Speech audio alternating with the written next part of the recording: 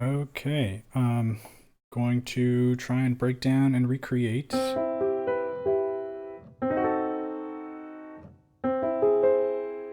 this MIDI visualizer, which is a tonnetz or a harmonic table. This is one I've been trying to figure out for a long time in jitter, and I've been racking my brains on it all week, and I finally got it working with a little bit of help.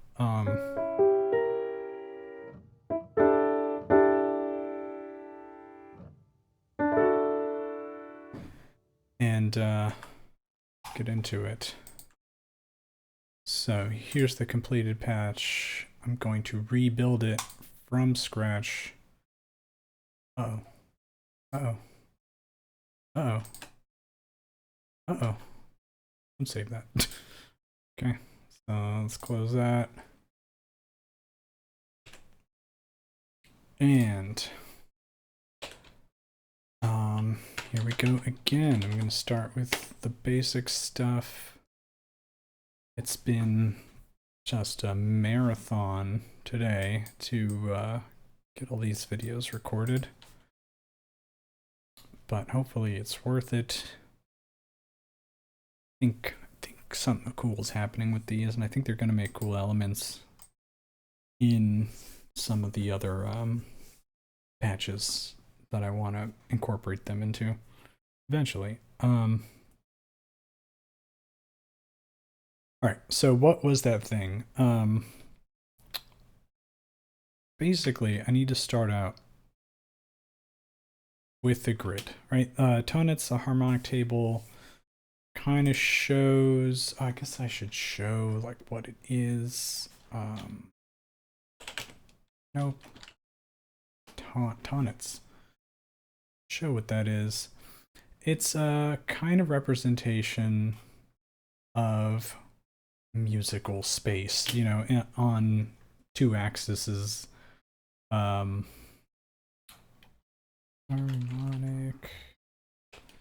table. There's a there, here we go. This was kind of my reference.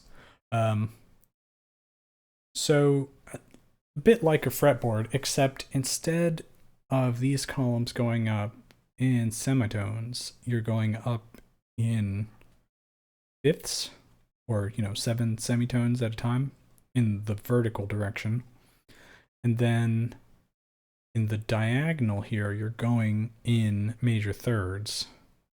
I guess it doesn't have to be those intervals, it could be whatever intervals you want, but this is what I was trying to recreate.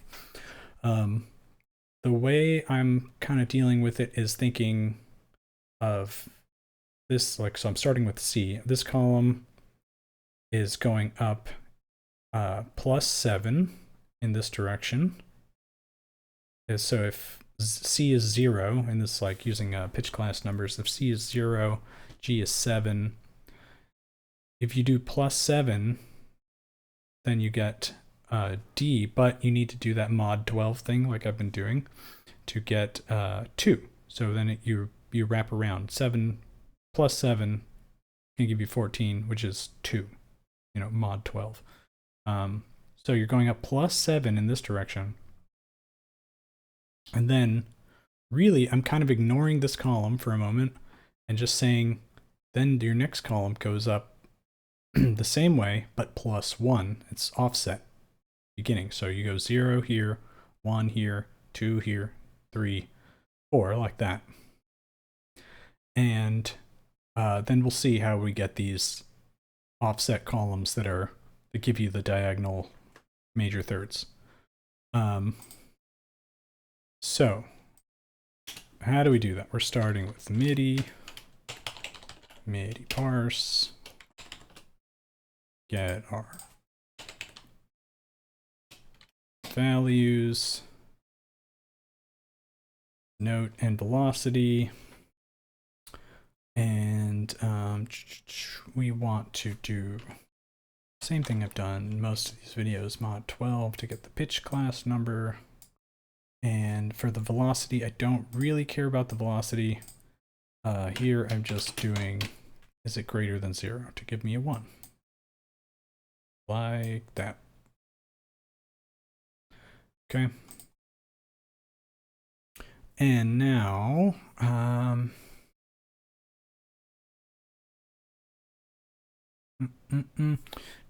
got the same kind of matrix and the other ones. One plane,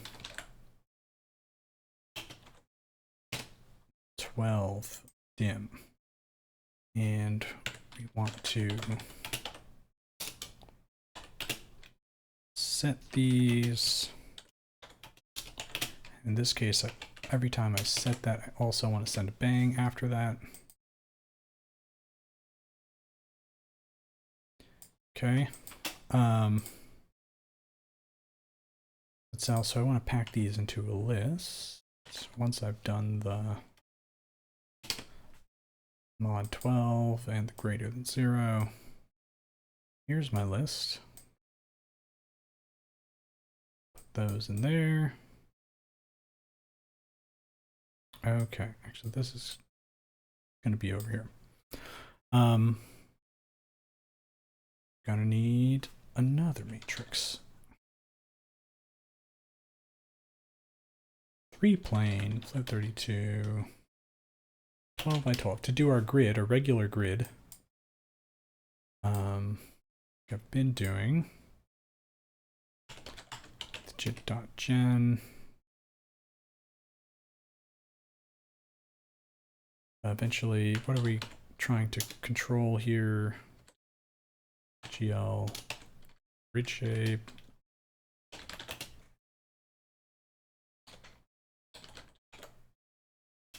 Sphere. And these I did want lighting on. And I want them to be smooth. Cool. Quite large. But you know, the scale we're going to set procedurally. Okay. Then we need a multiple. 2 params we're going to control. Right? The position one is a grid, just a regular grid. So we're gonna take these points like I did before. Get these signed normalized coordinates, -1 to 1. And for a grid, I want X and Y separate. At this point, I forget, like, there's certain ways I do things, and I don't know if it's for a specific reason or if I've forgotten the reason that I need to do it that way. But here we are. Spread. I'm going to create this param spread. So I want it to go, instead of -1 to 1, I want it to go -12 to 12. Nice and spread out. And then we're going to take these coordinates. So the X component, which, you know, for cell 0, 0, it'll be -1, -1. And then for cell 11, 11, it'll be, or, you know, close to 1, 1. It won't be 1, 1 because we're not going to 12. The 11, actually 11, 11. Okay, so then we're going to pack those into effect 2.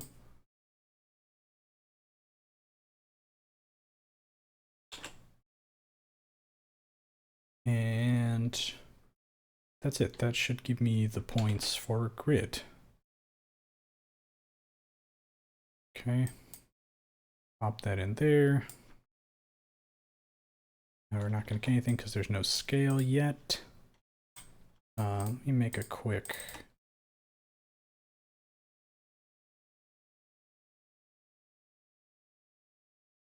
just a quick kind of placeholder.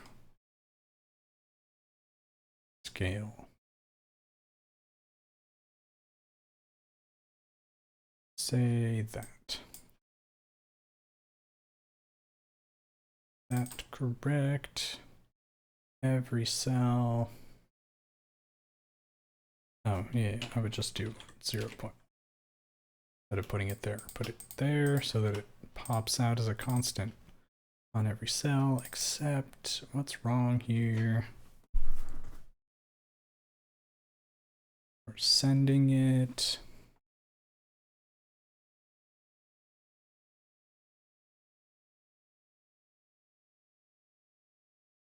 Sending that. Well, here we are. Let's go cell block, find out what we did wrong.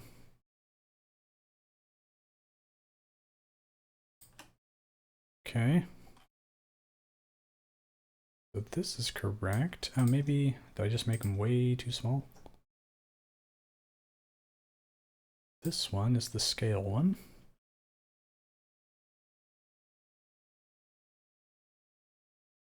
Okay. Yeah, maybe they're just too small. Maybe they're supposed to be that sized. Yeah, there you go.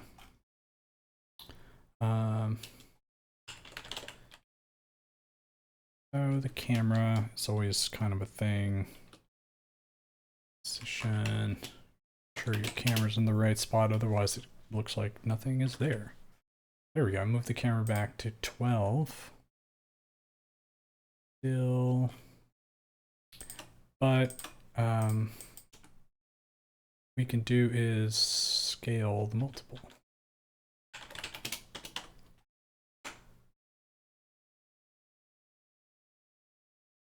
Do that too. All right, lots of different ways to deal with that, the scaling thing. Like I don't really need the position at 12, but you know, whatever works when it comes to like the camera position stuff. Okay, so there's a grid. The scales are all fixed in this case. The thing is, I do want them to be small because I want them to be like my background grid. So vec 3 here, I'll do 0.1 again. Now that we're set up correctly. Okay, that's my background grid. They're kind of hard to see, but I'm just going to roll with that. Okay, so there's the scale, and this, I've got to be aware of this. I'm going to make multiples. This is really just my background grid. Okay, I'm going to have another one. This will live down here.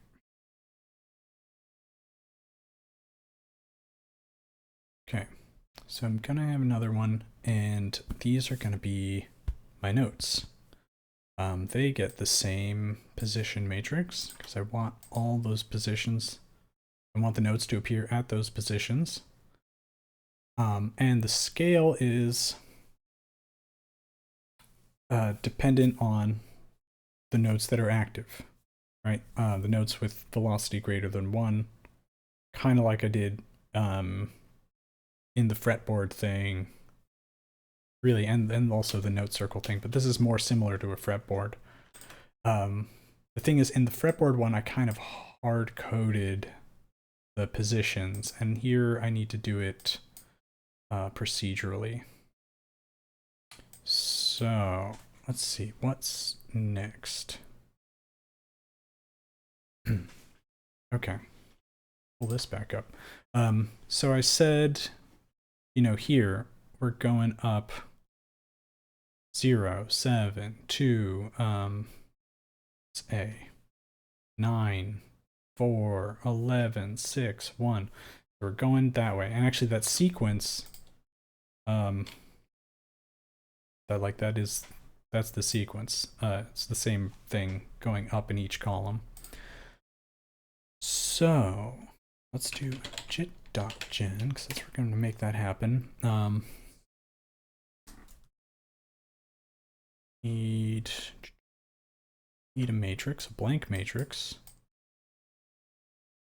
to come through. got that list coming through there. You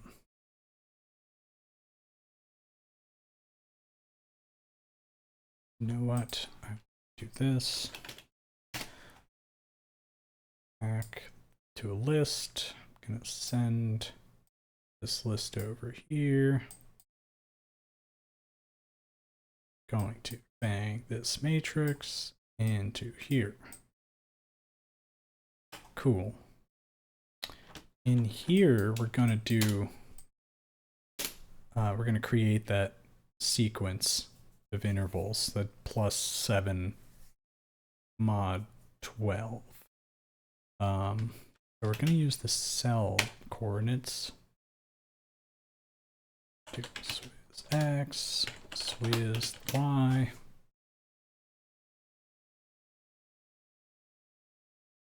Okay. And let's see, I want the x position. Remember, just looking at like C, C sharp, D, D sharp, I want that to be, 0, 1, 2, 3, 4. So this is just the x coordinate of the grid, 0, 1, 2, 3, 4. So we're going to end up with fact 2. The y, the values I want are 0, 7, 2, 9, 4, 11, 6, 1, like that. And we get that by going times 7. So these values are going 0, 1, 2, 3, 4, 5. We want that times 7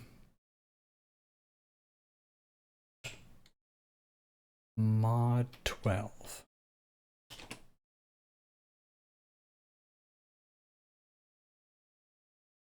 But we want to start on whatever column we're at. No, not that. So we want to take this, add to that number whatever column we're at. Mod 12. Let's see, I have that.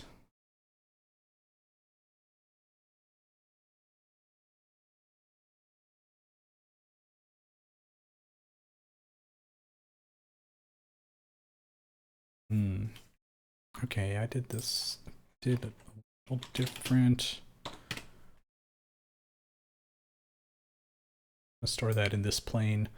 And then in here, I just have this number. So I have the coordinate numbers, the x coordinate in this plane, the y in this plane, and then this pitch class number I'm storing in this plane. Pitch class number is this number times 7 plus whatever x column or x value of that cell is, mod 12. Right? Because you get, in this column, x would be 0. Get 0 times 7 is 0, plus 0, mod 12 is 0. Let's say you started here, this would be 1. So 0 times 7 is 0, plus 1, mod 12 is 1. Let's go up to this one. 0 times 7 is, then y would be 1 here. All right, so 0, 0, 0, 1, 0, 2, 0, 3, 0, 4, like that. And then 1, 0, 1, 1, 1, 2, 1, 3, 1, 4, like that. Okay, so for here, y is 1 times 7 is 7, plus 1, mod 12 is 8, and 8 is A flat, or G sharp, right there. Okay, so that's how you get the pitch class numbers. Will make sense, a little more sense when I show the cell block.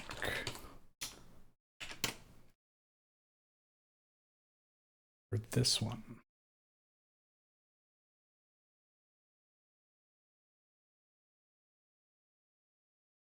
This, we're gonna need a little bit of space here. Okay, 12 by 12, right? So in this plane, these are our x, our columns. Do this so I can look at the different planes. Right, so that's the x column. 0, 1, 2, 3. Right, then the y position. Finally, the pitch class number. Starting here, C is 0, 0, 7, 2, 9, 4, 11, 6, 1, 8, 3, 10, 5. Okay. 0, 7, 2, what did I say? 9, 4, 11, 6, 5, 11, 6, 1. 1, yeah, 1 right here. 1, 2, 3, 4, 5, 6, 7, 8. So these are only going up 8. I'm going up 12, so there's 4 more up here somewhere. But that's how you get that sequence, right? And then this column starts at C sharp and goes up to G sharp, and then goes up to D sharp, and so on. That's how you get those columns. Well, I close the browser. All right, so now that you've got those, here is the tricky part of this one.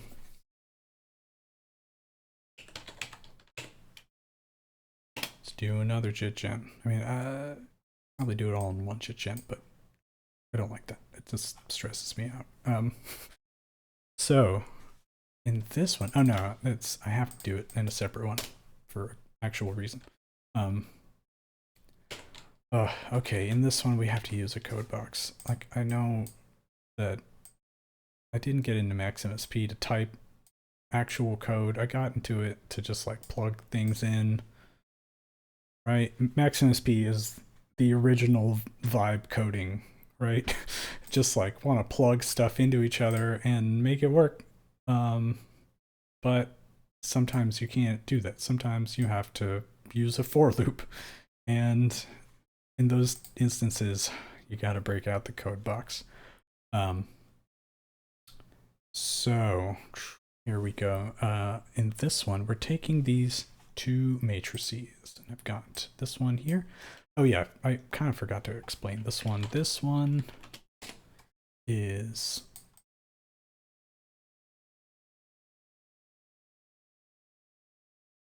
so what this matrix holds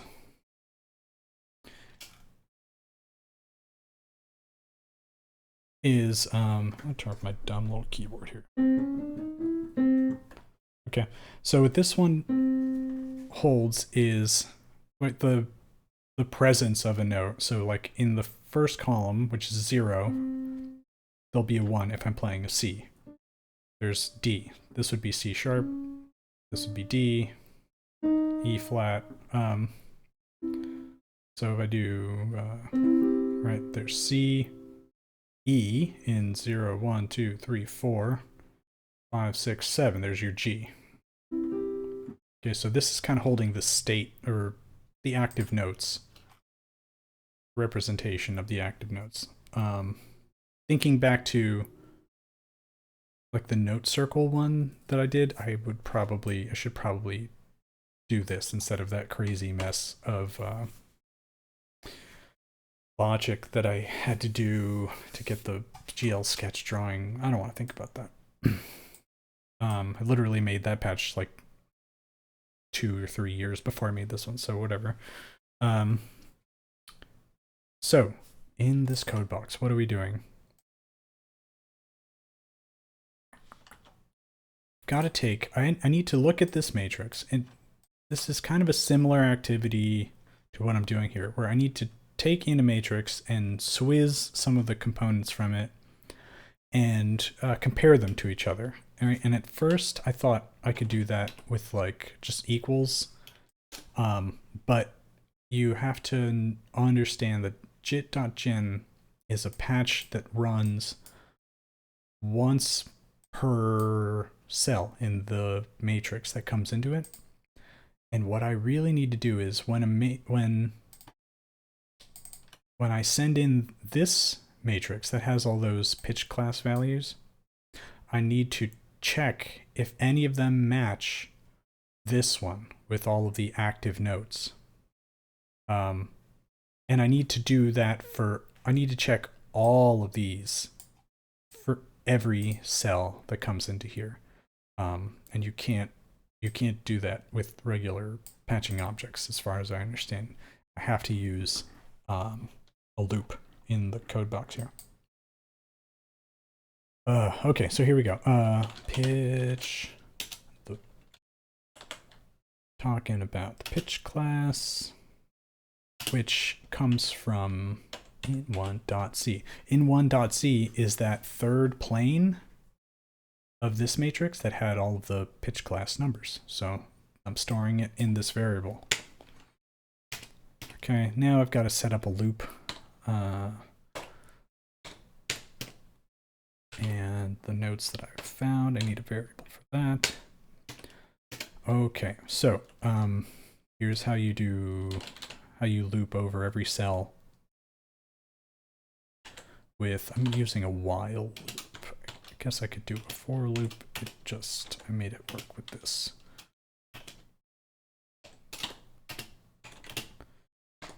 Okay, I won't even really try to explain, for loops. I shouldn't be doing that.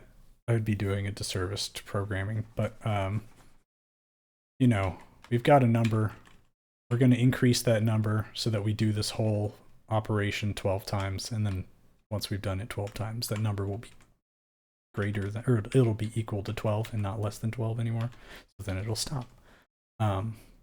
Okay, so I'm looking at the velocity number, which is that 1 or 0, and I'm checking the into that matrix at this point.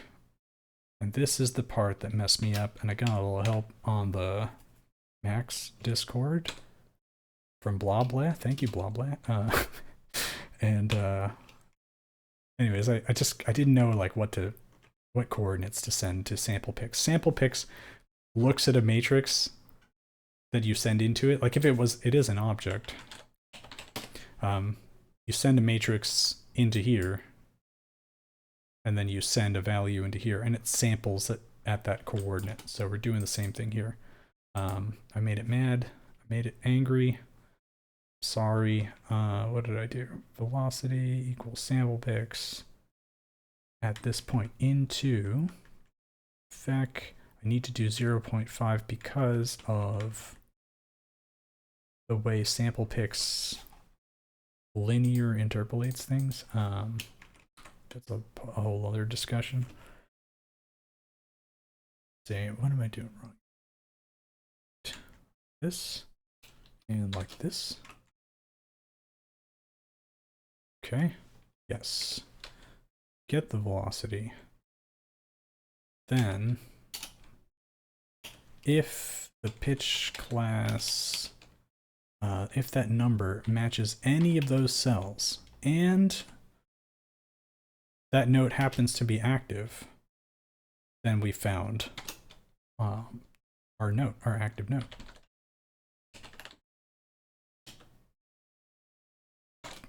Okay. So, not 1, but I. Yep.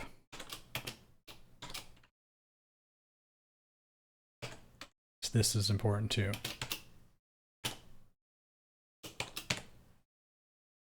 Okay. And then the last part, we need to increase I by 1. Okay. Still getting an error. Doesn't like error. Okay. I think we're... Nope, doesn't like it. What am I missing here?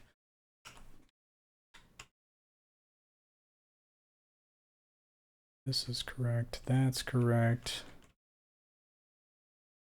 Velocity equals sample picks, parentheses, into at vac. Got that plus there. So what I want is I, the coordinate I, plus 0.5. And 0 on the y. Okay. Oh, come back. Yeah, you're happy now. All right. Okay. So that's our loop. We're saying set this variable velocity to whatever you find at this point, I plus 0.5. And like I said, 0.5, there's sample picks does a thing where it interpolates between the two pixels that you're looking at. I don't want to get into it. Anyways, so you do that and then you'll get the value back, which in this case is either a 1 or a 0, like I showed here. Okay, then we set this variable equal to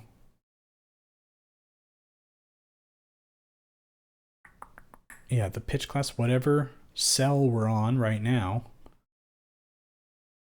times 1 or 0, which is what you're going to find at this point.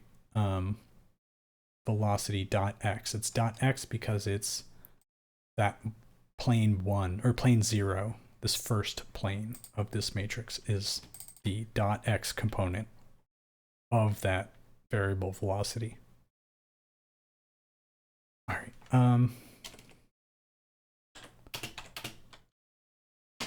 And then we spit that out. We spit out that number. I definitely need this to go into there. This is how I was able to figure this out, to loop through every cell of this matrix per cell of this matrix array. Okay, multiplying that times, this is really just a 1 or 0 at the end. I needed to happen on every cell so that like when I play a C, it happens at every spot where there's a C on the tonnetz. Send a 1 out of here. I'm making a param called size, multiplying this 1 or 0 times that size, which I'll change eventually. And then I am packing, well, I gotta pack those to a vec3. Okay. Actually, I don't even want this to be 1. I want this to be 2.5. Make them tiny.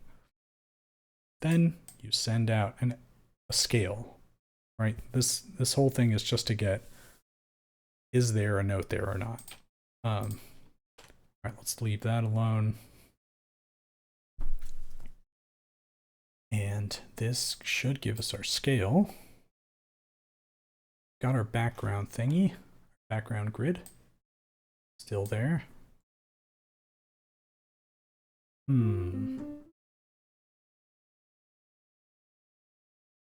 So something's off with the columns. Let's see what we're doing wrong. So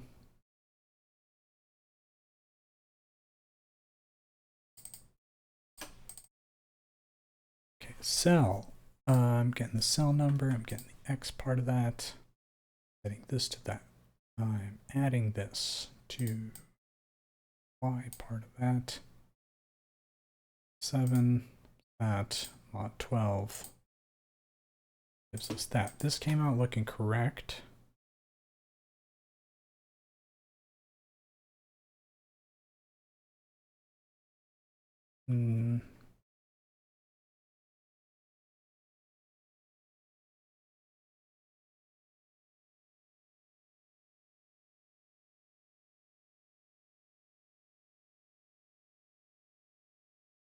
these are right while I is less than 12, and we haven't found anything. Yes. Yes. Greater than 0. Then we add a 1. Once we found something, we exit and we spit it out.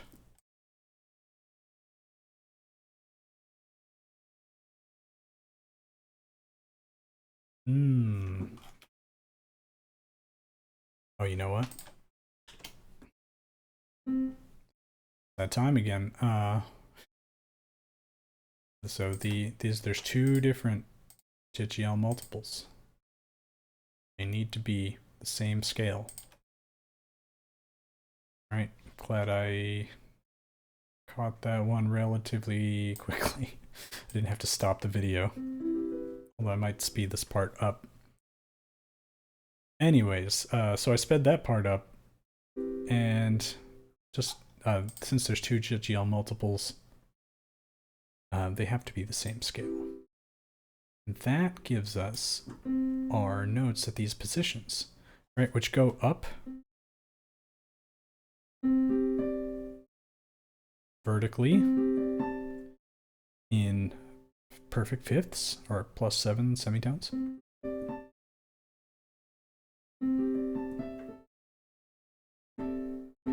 Right? And now the other part of it, well, they go to the right chromatically.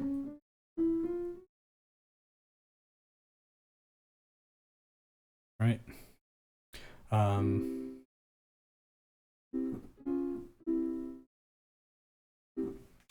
Okay. Window a little bigger. So you see the same, like if I play major triad, like move every note up a half step, then the whole shape moves to the right.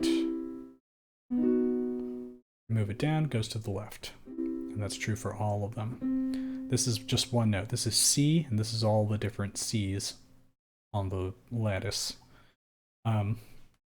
So the other part of this is that those in-between columns, so that you can move up diagonally in major thirds. And I'm not doing anything too crazy there. Basically copy this one. And I send this in here. It's in here. Let's see, what do I got in here? That's the spread.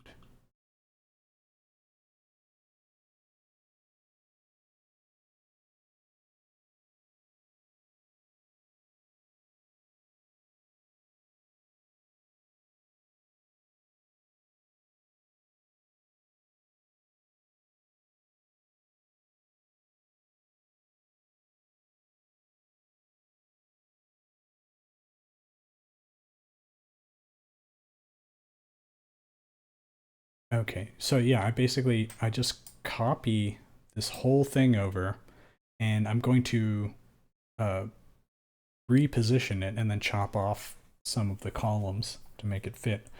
Okay, so all we've got here is our same position, right? And let's see, I kind of want these to update. Let's say I'll update this every time a note comes in. Then I've got the spread to get positions there. Let me turn this one off so I can see it.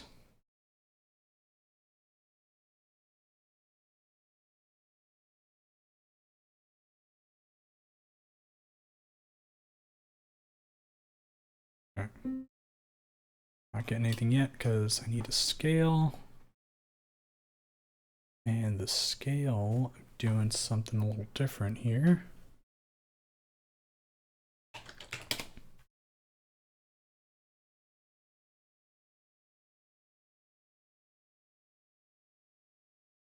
This comes from this scale. Oops. Same scale and everything. Like if I copy scale of the whole thing again, if I set them to be all the same, then this is this multiple and grid shape setup is an exact copy of this one. This one's disabled right now, and this one's still visible. Okay, so they're exactly the same. What I'm doing here for the scale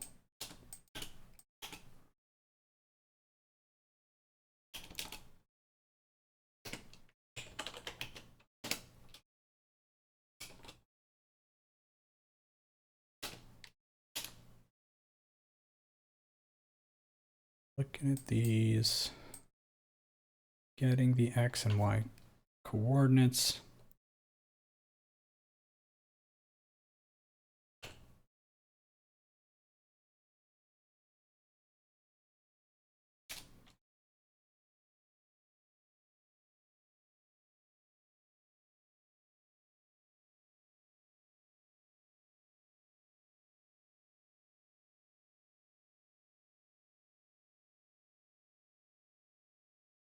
In a moment, sorry. Okay.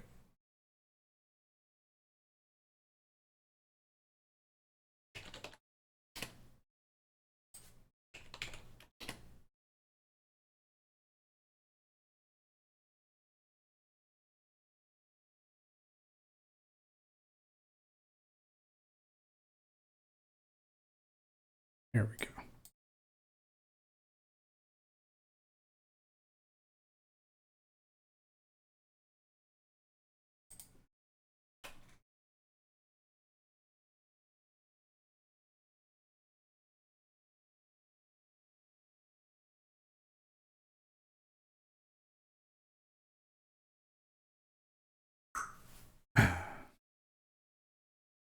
If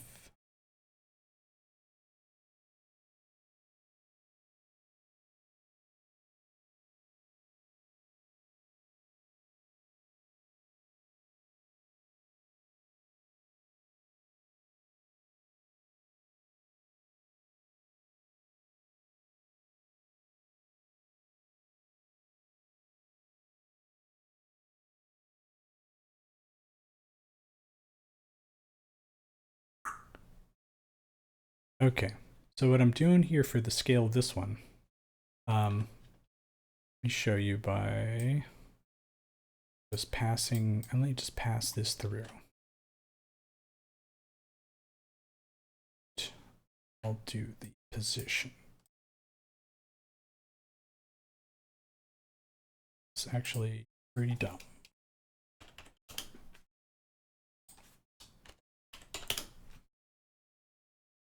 So what I've done is I've just kind of moved, I need to make sure, because I need to make sure my scale is same. Scale is very, very important. Camera in the same spot.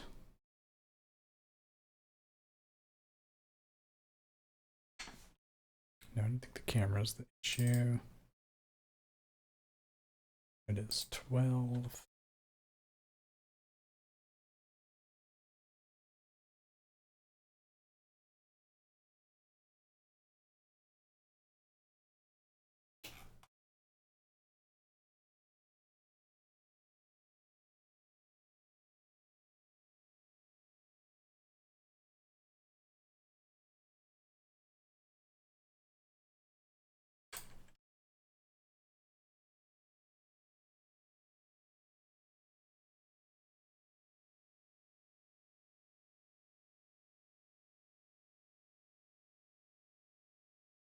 Okay, so what I've done here is I've just copied this whole matrix over to here, right? This one is disabled, you can't see it. But this one has the same position and the same scale. So it's literally the same thing. I want to basically move these. I want to move these over. Let's see, make sure I'm playing the right note. So if I go back to that website, the spot that's here diagonal to the C is an E. So I'm going to play an E right here.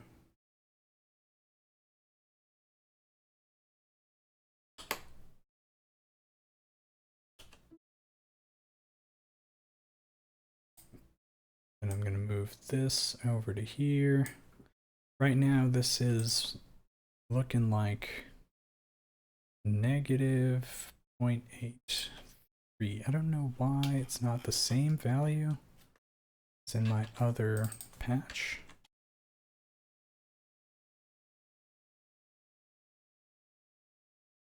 When this is the same.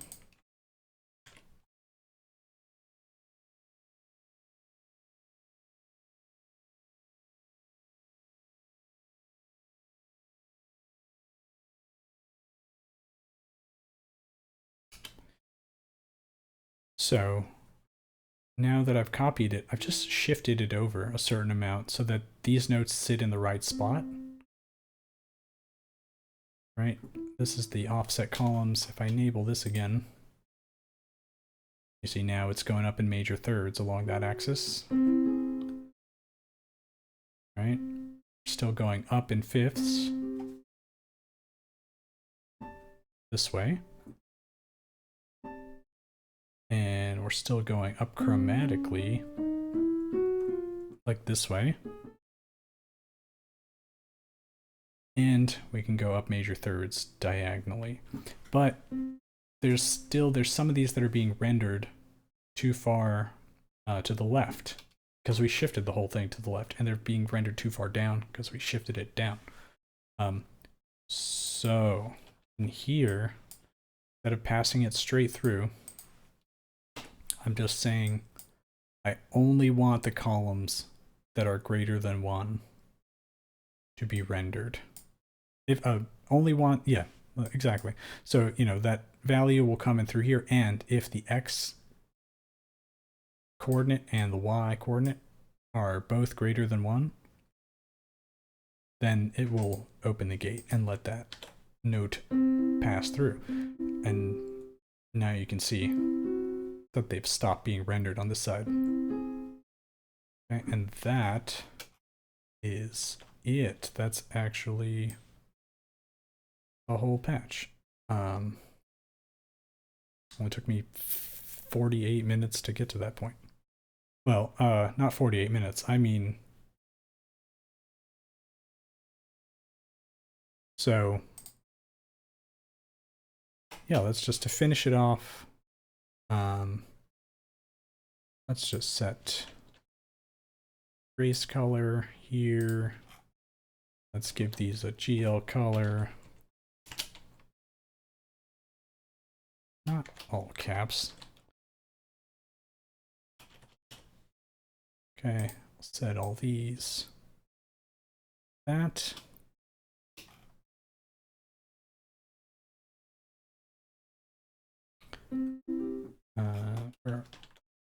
Here we go. And now they appear. And if they're a little too small, I had this size parameter.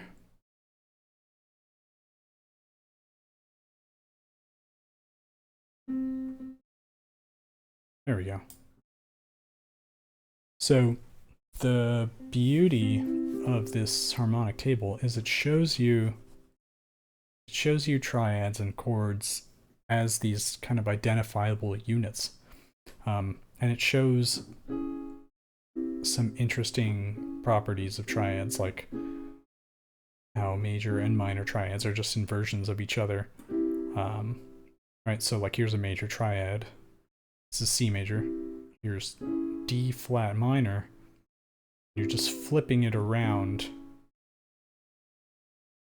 the y-axis. That's a mirror. Okay, let's see. You've got your augmented triad, gives you these bands because you're just moving diagonally across this way. If you do diminished chord, diminished seventh chord, gives you bands facing the opposite direction because major and minor thirds, right, they're opposite of each other. There's a lot of cool properties of the harmonic table. My brain is too fried to articulate them at the moment, but I love this patch. I love this kind of visualization of notes. I think it pushes me to play stuff that I wouldn't normally play, just to kind of see what shapes it generates. And in a sense, I kind of expand my ear to some of these more like atonal sounds. Can kind of appreciate them a little better, I think.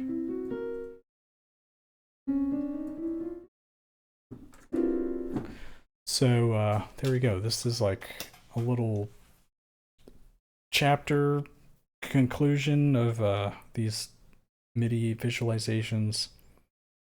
I kind of wrapped up in the last video in a long-winded way, but yeah, this is I don't think the culmination of my understanding of jitter. I'm pretty happy these patches have frustrated me and made me quite